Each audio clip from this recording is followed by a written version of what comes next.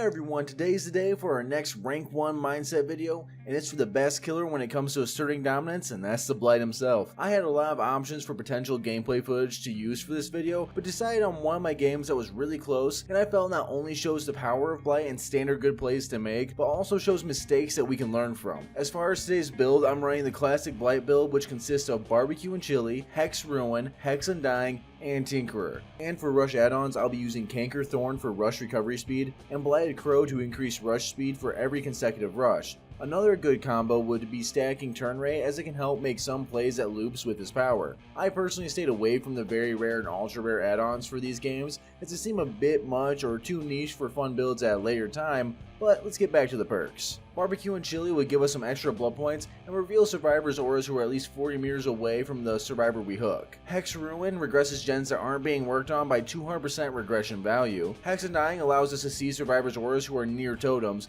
and when another Hex totem is cleansed, it will instead then be transferred to a remaining dull totem. And last but not least is Tinkerer. Tinkerer will give us the Oblivious status effect when a generator gets to 70% progression, and will notify us which gen it is. This is great for sneaking up on survivors, along with being able to pressure nearly finished generators and stopping survivors from finishing them. But that's it for the build, so let's stop wasting time and get into the gameplay.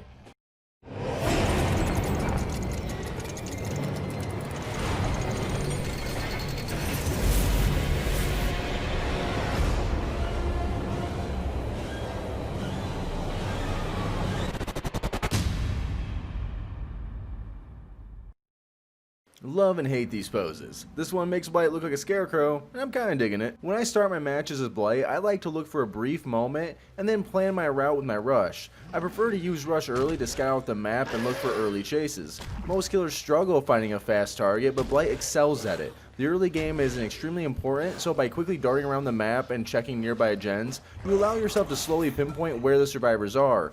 While running, also keep an eye out for crows and listen when passing generators to see if they're being worked on, and this will help locate survivors as well. Autohaven can be a great or horrible map for killer depending on the pallet layout. Getting rid of these pallets early will allow you a bit more free roam later in the game. So if you have to eat a pallet here or there, it's no big deal. Since Claw is looking to waste some pallets early, I just run straight forward and eat the stun. These are both solid pallets to remove early, so I'm happy giving her some points to do so.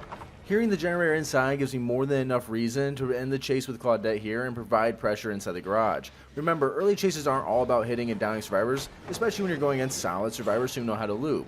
A successful chase can simply be removing pallets in a fast manner and looking to apply pressure to other survivors who are progressing the game. After removing the pallet, I set my sights back on the generators where we initially found two survivors. If a survivor believes they have not been detected by you, or you've given chase to another survivor that leads you away, they are almost always going to go right back to that generator. That's another reason why I broke chase back in the garage. I was simply there to pressure and allow Ruin to work while removing the pallet. Loops with Blight is pretty standard. They run around, you follow, you look for potential mind games. There is some potential to use your power at some loops, but with the majority of pallet loops, you're looking to get the pallet out of the way and use your power to catch up after. Listening is a key factor when playing killer in general and allows me to detect Claudette on the generator and net myself a free hit she didn't see coming.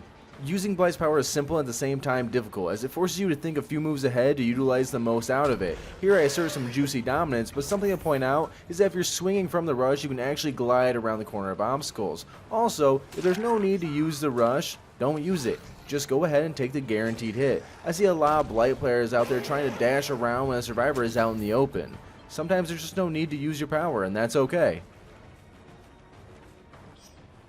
Tinkerer is an extremely strong perk on Blight with how fast he can traverse the map. It allows myself to pivot my pressure to the gen with progress. And with Ruin up, we can really knock a nearly finished generator by being proactive in the surrounding area, looking for quick hits and downs and giving Ruin time to regress it below 70%, that way Tinkerer can pop again later.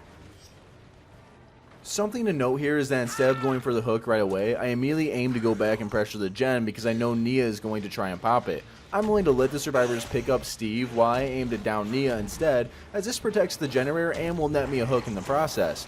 Keeping the generators that are in dead zones can be a crucial deciding factor in a game. Since the early game clawed through all the pallets like candy, and this area became mostly a dead zone, and a high priority gen for myself to protect. It is out in the open, which is easy accessible with Blight's Rush.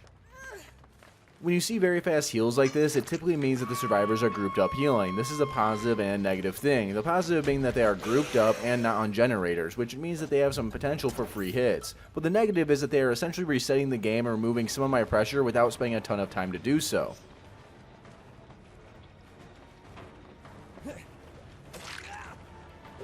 When using Blight's Rush and you see the survivor trying to use obstacles, make sure to provide yourself an arc angle to guarantee the hit. If playing on tighter corners, remember that the beginning of a rush swing has a lot more turn than in the middle of a swing, kind of like Billy's chainsaw. Learning from past bad angles, I rectify my current dash by going to the cars behind to get a better angle for a future rush. And since Steve had taken a bad course, he became an easy hit. The choice to chase Steve here overall isn't bad, as I saw scratch marks leading around the walls of the cars on the opposite end, and with the survivor hooked, I know the remaining survivor will have to go for a save. This should buy me a bit of time to go for a down. Keeping an eye on your surrounding allows for you to make calls like this without the fear of losing your objectives. Because there is a hook right here, I'm not wasting really any time by hooking here. If we were farther away from a hook, I would actually slug and go back to pressure the gen in fear of them rushing back to it after the unhook. I misread the aura here and thought Claudette was a lot farther than she actually was, and for those of you who thought the same, she was actually hidden behind the nearby truck. This is a mistake that actually costs a lot of pressure overall, as not only do I spend a lot of time searching for her, but Steve gets saved in that time by either her or the other survivor, and I'm on another chase that is away from the priority generator. Simple mistakes like this are hard to miss when you're thinking of what went wrong in a game, but that 15-second mistake can be a game-changing, as the killer's time is much more important per survivor remaining. Following Ace after DBD's spaghetti code spins my camera like a hard night at Mardi Gras is a pretty big mistake, as he knowingly takes me away from the priority generator, where most of the survivors will most Survivors want to remove this gen from the game because of the dead spot that it's in, as they don't want it to be one of the last gens remaining because it's very accessible to Blight. And while Tinker is an awesome perk, relying on it too heavily can be a mistake of its own, as it takes away from game sense.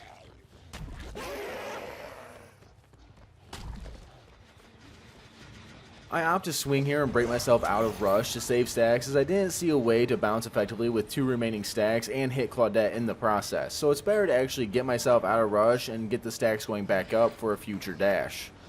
Remember, lethal rush swings are pretty wide, so you can clip survivors who are vaulting without directly looking at them. You just kind of want to tilt your camera a little bit in their direction and you'll pull the swing that way.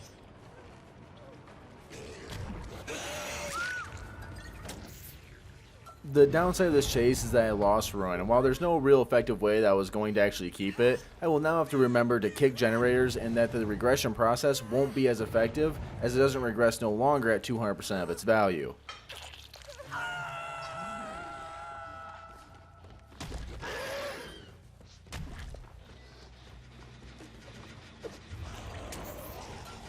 I smacked the generator here to begin the regression, as I plan to use my power when it recharges to catch up to the survivor who was recently on it, due to the remaining survivors having to go for the save. When performing a lethal rush attack, you want to swing a little early if you think a survivor may turn into you, as it's very easy to overshoot some dominance. One thing that can be really annoying about Blight is the ability to read track marks, as his height and line of sight become a real big factor here. It's very easy to lose track of marks in the tall grass, and especially on the newer maps or Grim Pantry.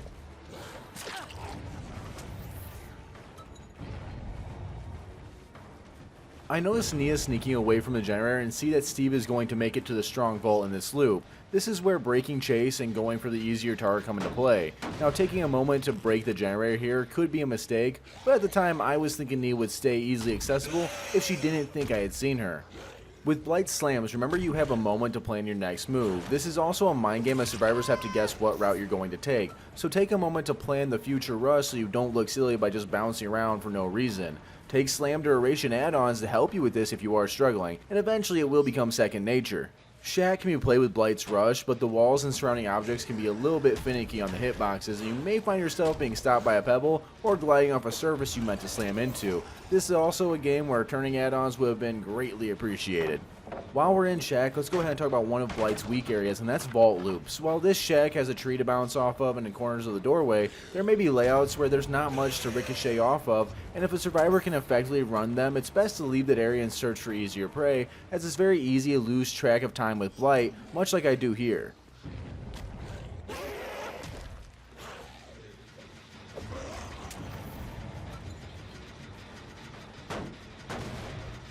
When running and looking for slams at hills, it's very easy for the game to decide that you're just going to glide across it instead, and it can be quite frustrating, though I could have fixed this by bouncing off of other objects instead, or rushing straight at the hill instead of a slight angle. It's one of those things that people want less of a slam hitbox on the terrain, but now it just feels like there's too little at times, but that's just my opinion.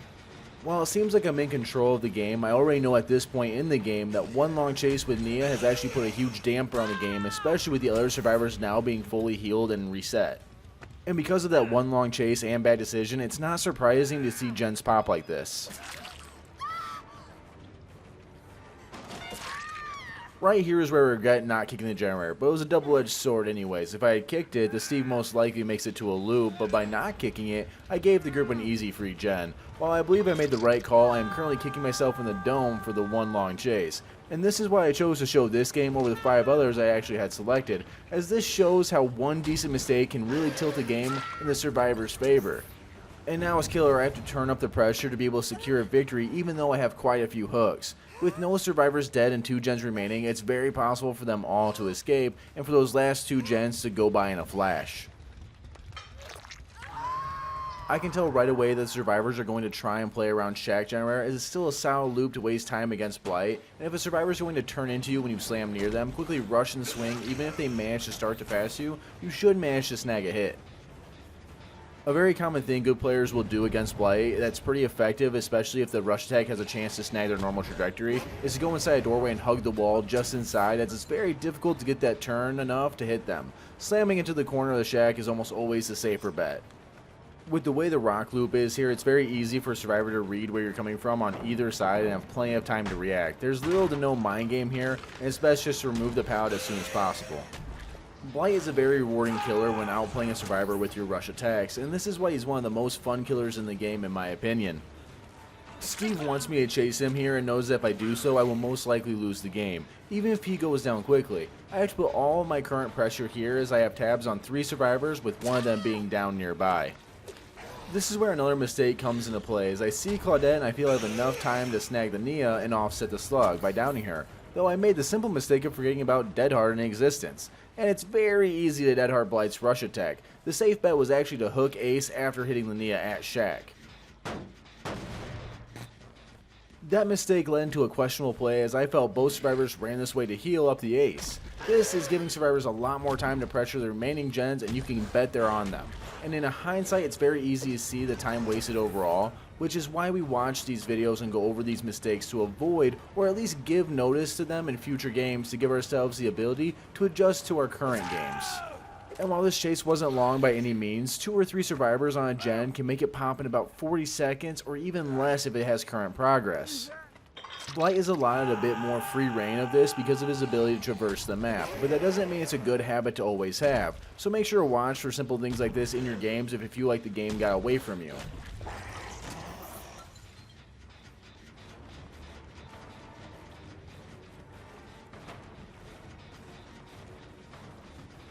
I invest a bit more time here on Steve than I probably should have, but I really felt the need to get a player out of the game. The better call in my opinion would have been to pressure the generator that went up from Tinkerer, while we can predict that Steve will go for the save on Ace, buying us time to down a different survivor. And while we do down Steve shortly after Tinkerer's pop, it could have been played much better for sure.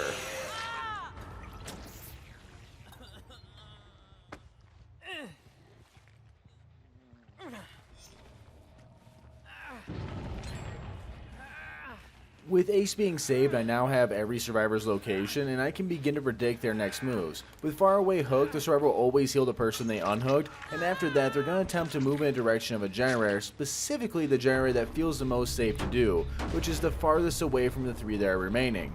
And with Blight, we're going to try and cut them off, or at least pick up some tracks to start the next chase quickly. This is where gliding can cause a pretty big issue, as Neil was a pretty open hit as long as I had slammed into the tree as intended, and when this happens, it's okay to swing and break yourself out of the rush to get fatigue over with, instead of letting yourself slow down and then get the fatigue. You want them rush stacks to come back as quickly as possible. Nia makes a great line of sight juke that totally catches me off guard, and with the pressure up on the gens, I can't waste time to look for her even though she's injured, so I out back to head to Shack gen because I suspect one of them's on it, and my theory is confirmed once Tinkerer pops off. Once I get here and I notice the scratch marks, I know that Miss Claudette is running Spine Chill. And if you notice this in your games and you are undetectable, make sure in future sneak up attempts to look away as you can walk towards your destination, as it will keep Spine Chill from activating and allow you to get a lot closer. I know you all can't hear this because I have my background turned off for my mic, but for those of you who know that I recently got a puppy, it was at that moment my puppy decided it was a good idea to bark and attack my foot. Totally off topic, but I thought I'd share for those of you who enjoy cuteness and my pain.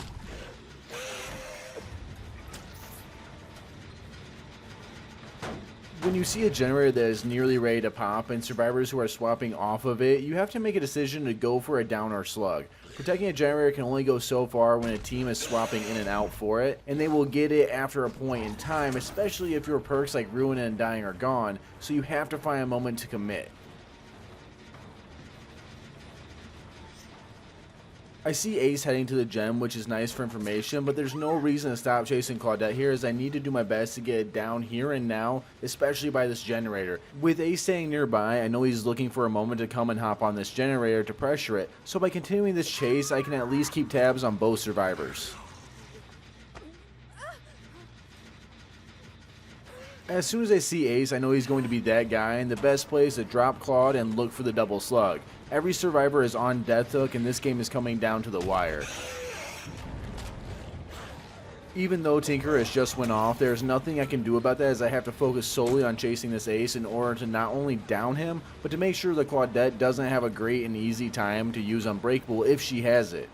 Blight's power has a lot to do with knowing the map layout and predicting where a survivor might go, but with quick rush attacks and fast thinking, I can utilize the turn and gliding on the startup of the swing to secure my prey. I aim to hook the Claudette here to entice Nia to save the Ace, though this would be way more effective if hooks weren't like miles away this round. I see the scratch marks on the trees, but I can't drop Claudette without receiving the stun and letting her gain free distance afterwards, so I have to hook the Claudette here before heading back to the Ace and Nia.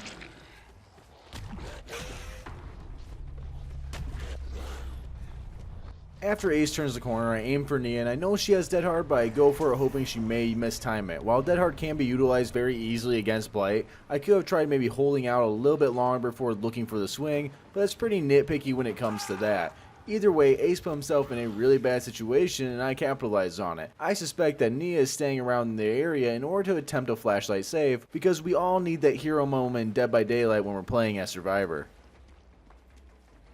After a short look around, I decided to go ahead and just hook Ace and at least claim my 3k, and come to find out Nia had just bounced to the other door anyways. I'm personally always okay with a 3k, as it's a pretty solid win in my book. I'll let this play out while I do the outro, but that's it for today's Rank 1 mindset video, and I hope it was helpful not only for the good plays in the game, but from the mistakes that we learn from as well. If you enjoy my videos, make sure you leave a like and a subscribe with the bell notification to be, well, notified when I post a video. If you want to be more than just a subscriber, feel free to get more in with the community on Discord with the link in the description below. We have a great group of people and numerous channels for Dead by Daylight fun, or some help if you need it, along with a great group of mods who help me out with everything and give great ideas or changes to the server, so a big shout out to my mod team. I'm grateful for all the work you guys do. The channel has been growing faster than I ever could have imagined, and reading all of your comments over this journey has been great, and it has kept me inspired to keep improving on my content. Thank you all very much. We hit our current milestone of 5k subs. Now let's see how fast we can hit 10k. I'm grateful for you all, and until next time, I'm Red, and I'm signing off. Come on.